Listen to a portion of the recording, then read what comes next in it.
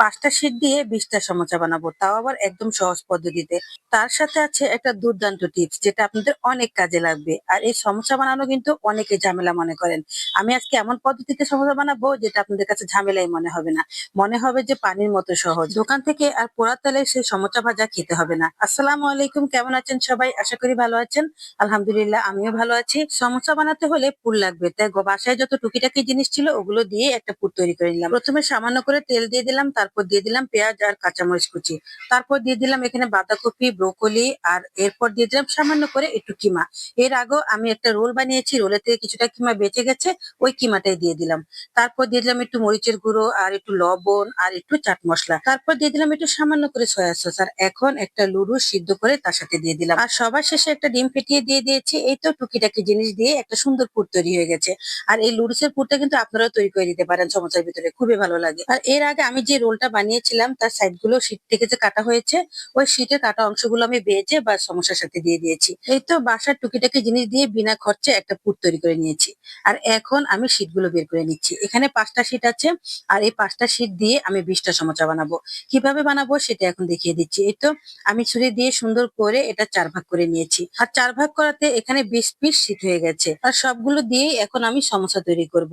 অনেকে আছে সমোসার ভাঁজ দিতে পারেন না, তার জন্য সমোসার ভাঁজটা অনেক কঠিন, আর এর জন্য বানাতেও পারেন না। আজকে আমি যে পদ্ধতিটা দেখিয়ে দেব একদমই সহজ, পানির মতো সহজ। শুধু একটু খেয়াল করুন, আমি 2টা শীট সুন্দর মাথা একসাথে করে মাপ দিয়ে নিলাম, আর তারপর আমি এখানে একটু ডো লাগিয়ে দিলাম। ব্যাস হয়ে গেল। তারপর আমি এটা সুন্দর করে লাগিয়ে দিয়ে ভিতরে পুর দিয়ে আস্তে করে একটু চাপ দিয়ে বটে দিয়েছি। ব্যাস হয়ে গেল সমোসা। দেখেন কত সুন্দর হয়েছে। যদি একটু ফাঁক ফোকর থাকে কোনো অসুবিধা নেই, সেখানে একটু ডো লাগিয়ে দিবেন, তাহলে ফাঁক ফোকর বন্ধ হয়ে যাবে। এখন আমি আরেকটাও দেখিয়ে দিচ্ছি। এই তো কি সুন্দর করে আমি ভাঁজটা মাপ দিয়ে নিলাম, তারপর আমি একটু ডো লাগিয়ে দিলাম। এখন আমি আরেকটা সাইডে এভাবে লাগিয়ে দিয়েছি, ব্যাস হয়ে গেল। এখন আমি সুন্দর করে একটা পকেট তৈরি করে নিয়েছি, আর এর ভিতরে দিয়ে দিলাম আমি পুর। আর এই পুরটা যদি লুডুস দিয়ে করেন তাহলে কিন্তু অনেক মজা হয়। তো যাই হোক, তারপর আমি আঙ্গুলের সাহায্যে এক সাইডটা চেপে দিয়ে আর অপর সাইডটা টান দিয়ে বটে দিলাম। ব্যাস হয়ে গেল। কি সুন্দর সমস্যা হয়ে গেছে, দেখেছেন? অতি সহজ, একদমই সহজ।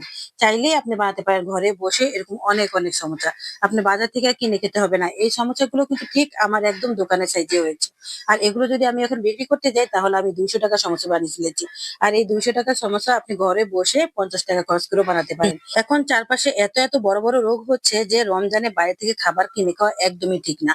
কারণ গ্যাস্ট্রিকের অনেক সমস্যা হয়, তার সাথে তো অনেক রকমের প্রবলেম আছেই। তাই বাড়িতে এভাবে যদি আপনি বানিয়ে নিতে পারেন অনেকগুলো সমস্যা একসাথে, তাহলে এটা ফ্রোজিং করে রেখে দিতে পারেন। এখন ফ্রোজিং পদ্ধতিটা দেখিয়ে দিচ্ছি। এটা হচ্ছে সবচেয়ে একটা ইম্পর্টেন্ট পার্ট। এটা কিন্তু আপনারা ভালো করে মনোযোগ দিয়ে দেখবেন আমি কিভাবে এই সমস্যাগুলোকে সেট করছি।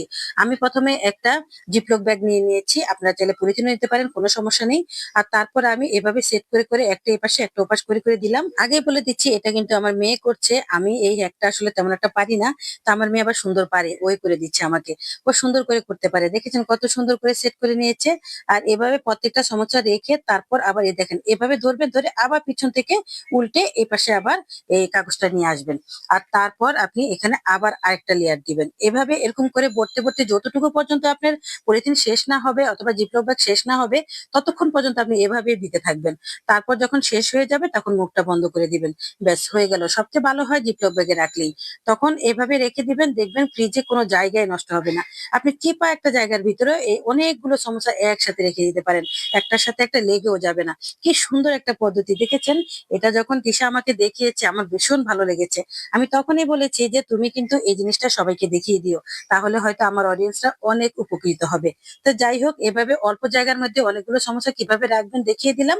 অবশ্যই আপনারা এভাবে রেখে দিবেন। দেখেন আমি কত চিপা একটা ছোট জায়গার ভিতরে বা সেট করে ফেললাম 20টা সমস্যা। এতগুলো সমস্যা একসাথে বানিয়েছে কিন্তু মনটা শুধু খাই খাই করছে, মানে এত সুন্দর গ্রান হচ্ছে যে খেতে ইচ্ছে করছে। তাই ভাবলাম যে 4টা সমস্যা ভেজে নেই আর আপনাদেরকে একটু দেখিয়ে দিই কেমন হয়েছে। আলহামদুলিল্লাহ, রমজানের জন্য সমস্যা পরিচিন করে ফেললাম। আজ এ পর্যন্ত। ভালো থাকবেন সবাই। আবার আসবেন নতুন আরেকটি ভিডিও নিয়ে। সে পর্যন্ত আমার পাশে থাকবেন। আল্লাহ হাফেজ।